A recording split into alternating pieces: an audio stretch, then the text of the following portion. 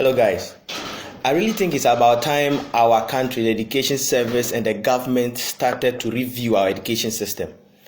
I just watched an interview between KSM and the lady who hosts the National Science and Maths Quiz.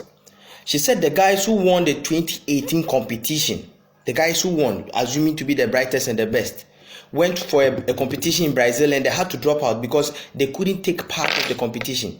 Because apparently when they got there, it had everything to do with practical. And they couldn't do it.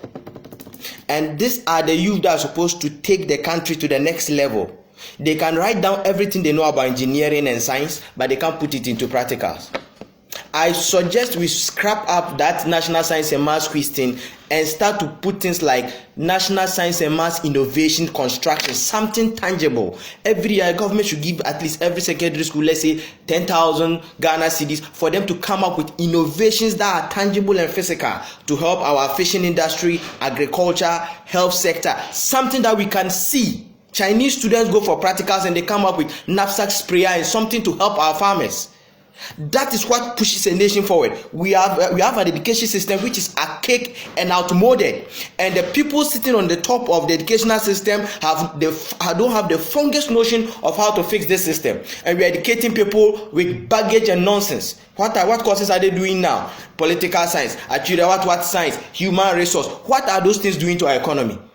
How is it fixing people? And we are surprised there is high graduate unemployment. What do they come to do? I have a friend whose brother just employed an Indian in this country.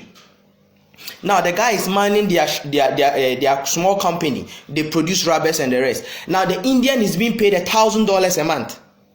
This is a friend of mine who could have employed me because I'm a graduate.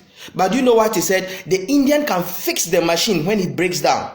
What can I do about the machine? Nothing. I was taught papers, planning, community development, all those nonsense. Now, this is 5,000 Ghana cedis that is going to a foreigner's pocket, which could have come to my pocket to take care of my people in my country. And we sit down there and we talk big English on those podiums when our education system is messed up and nothing seems to work. What we should start to understand is that retentive memory is different from being intelligent. Creativity and adaptive intelligence is what fixes a nation, not ability to memorize what a lecturer taught you. We have lazy lecturers sitting around. All they do is go to Google, download anything about something and just come and teach. They don't even have books of their own. And we are sitting there. As at now, we can't create incubators. We can't do things that can help our own system. We can't build tractors. Things that can help us. We can't do any. I have a friend who had the opportunity to go to school abroad. He went and learned welding. Now, our ignorant education system will look down upon a skill like welding. He's welding in an oil company and he's making millions of dollars. Just being a welder in an oil company. Then you tell us we should go and learn political science and all that nonsense.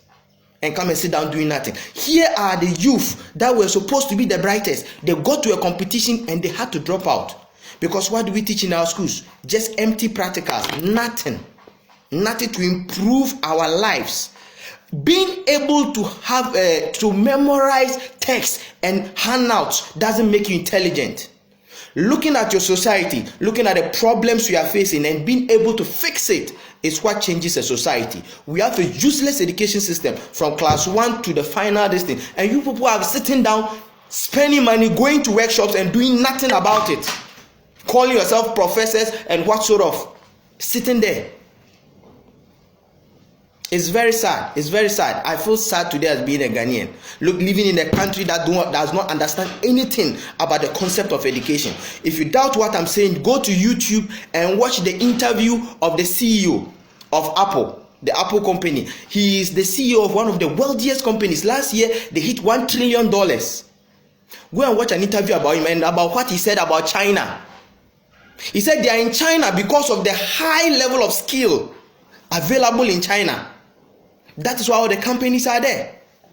We have deindustrialized our educational system and graduates come up with just papers and no sort of skill whatsoever.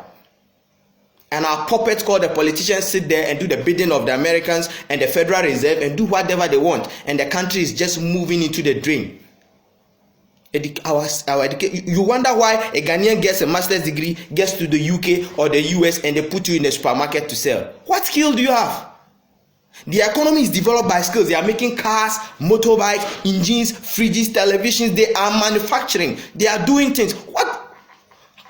Of what use will you be to them?